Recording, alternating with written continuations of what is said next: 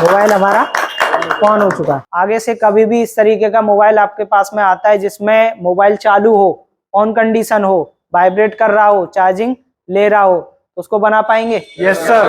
Trace कर पाएंगे? Yes sir. एक एक लाइन के बारे में, जीआर के बारे में, वोल्टेज के बारे में। Yes sir. क्लियर? हेलो दोस्तों, कैसे आप सब लोग? उम्मीद करते हैं आप सब लोग अच्छे होंगे। तो और एक और शानदार टॉपिक हम आपके लिए लेकर आ गए हैं। तो मेरे पास देख रहे हैं एक सैमसंग का मोबाइल है जो कि अभी ब्लैंक डिस्प्ले प्रॉब्लम में है। तो एक स्टूडेंट हमारे पास आए हुए हैं जिनका ये फ़ोन है। चलिए उनसे पूछते हैं कि इसमें इन्होंने क्या क्या चेक किया है और इसमें क्या प्रॉब्लम है। तो चलिए इनसे बात करते हैं। तो सबसे पहले अपना नाम बताइए। मेरा नाम आशुतोष है। कहाँ से आए हैं आप? मैं एटा से आया हूँ। मेरी एटा में मोबाइल शॉप है। तो शॉप पे एक कस्टमर उनके पास ये मोबाइल लेके आया। तो सबसे पहले मुझे ये बताइए कि इसमें आपने क्या क्या चेक कर लिया? ये मेरे पास जब फोन आया था वो पहले से ही रिपेयर होके आया था, किसी और दुकानदार से होके आया था। तो कस्टमर लेके आया था, डेड कंडीशन में लेके आया था। इसमें डिस्प्ले वगैरह कुछ नहीं आ रही थी। मैंने इसमें डिस्प्ले लगा के देखी, सब बोर्ड भी चेंज किया।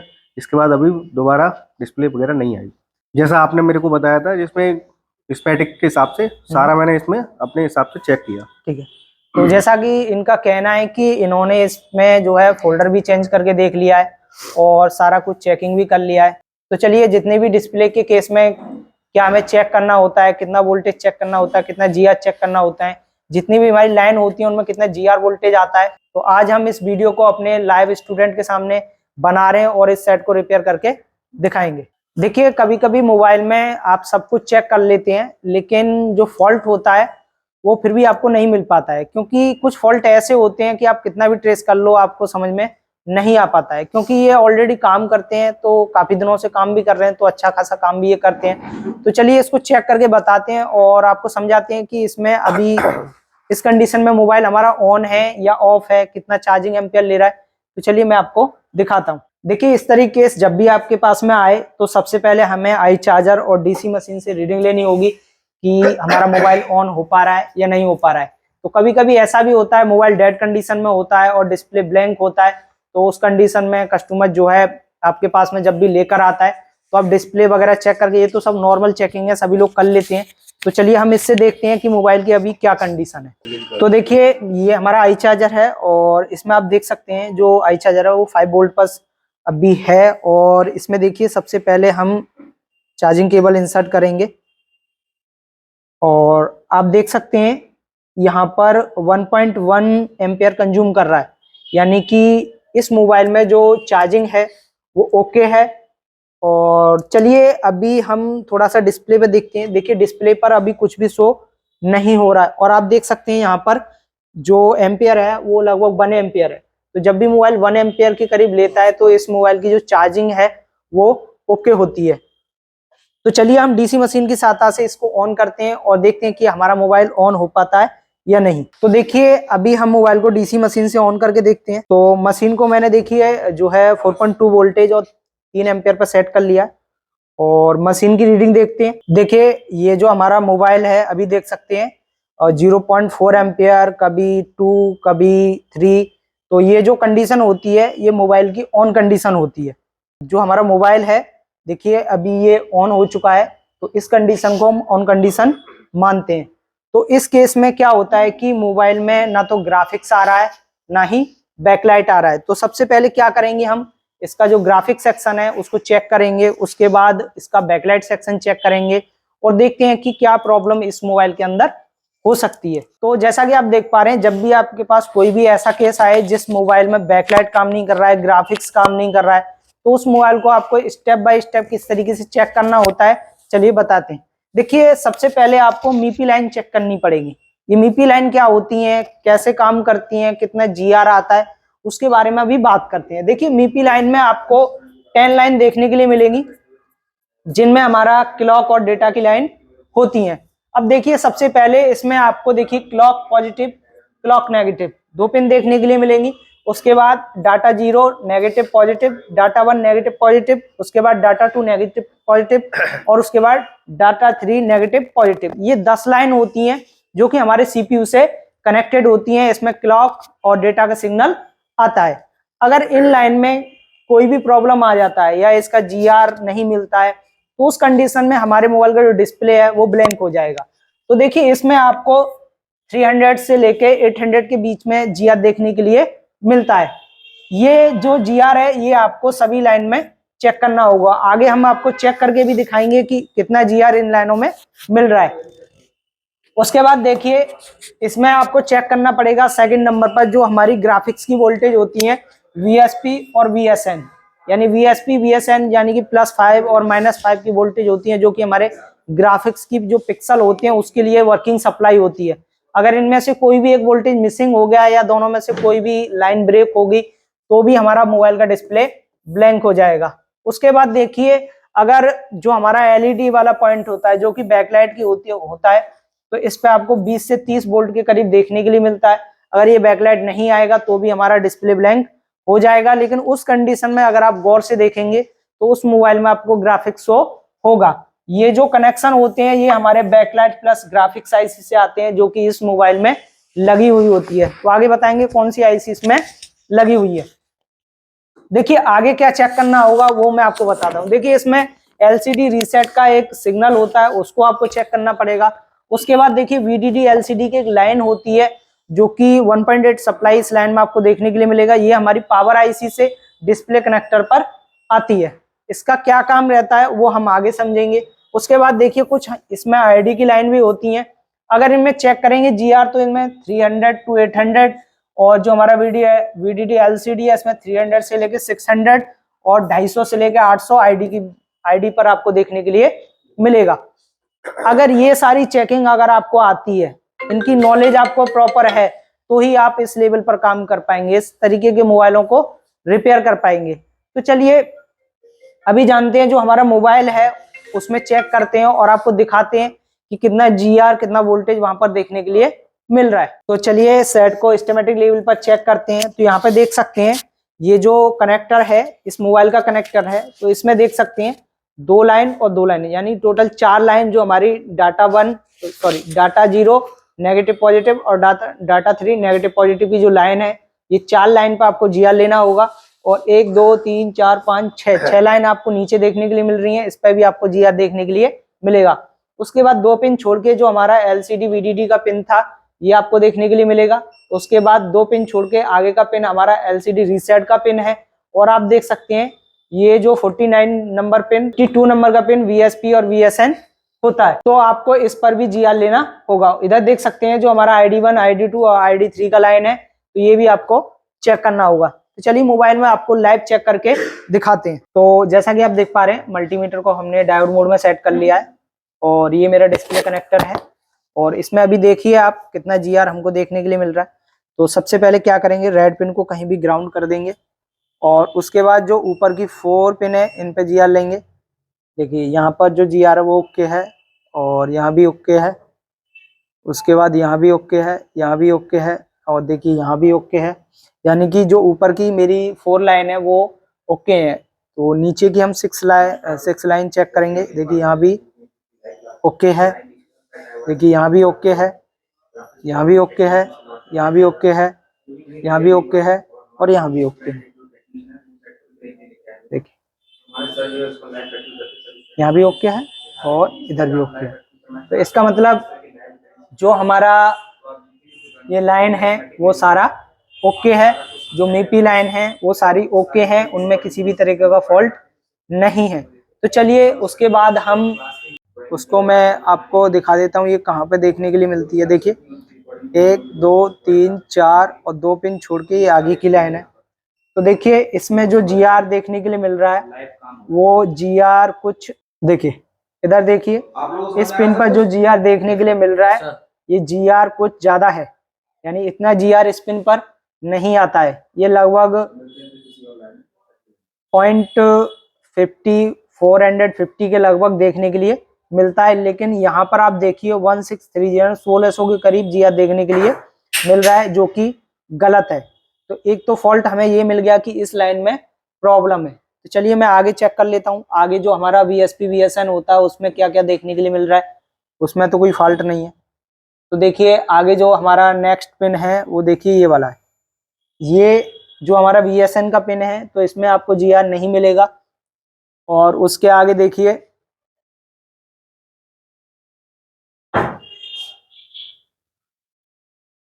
देखिए यहाँ भी जी आर देखने के लिए मिल रहा है, जो कि हमारा आईडी का लाइन है।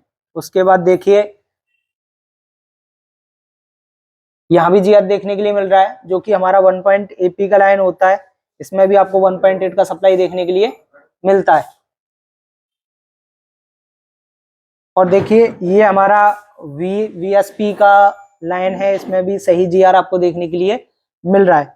यानी कि जो हमारा 1.8 का लाइन है उसमें जो जी आर आ रहा है वो गलत है। जो जी आर आना चाहिए वहां पर वो जी आर आपको नहीं देखने के लिए मिल रहा है।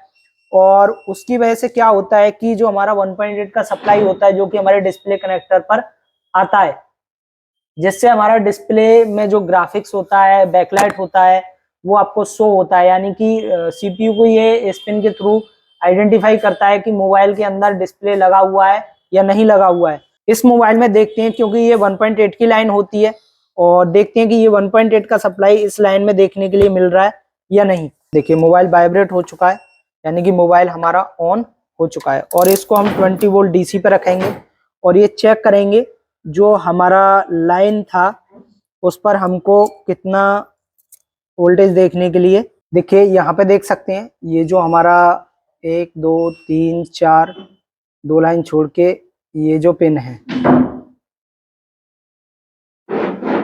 ये हमारा LCD VDD का पिन है, और इसमें कोई भी सप्लाई आपको देखने के लिए नहीं मिल रही है। चलिए मैं कनेक्टर लगा देता हूं, और एक बार इसके बैक साइड में भी मैं आपको चेक करके दिखाता हूं। देखिए ये जो कनेक्शन होता है, इसके जो पावर आईसी है, और पावर आईसी के जस्ट ऊपर जाएंगे तो आपको यहाँ से देखने के लिए मिलता है।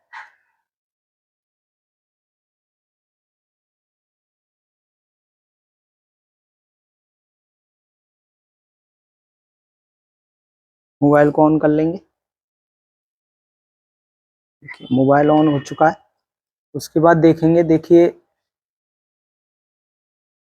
यहाँ पर 1.8 देखने के लिए मिलता है, जो कि यहाँ पर अभी नहीं आ रहा है।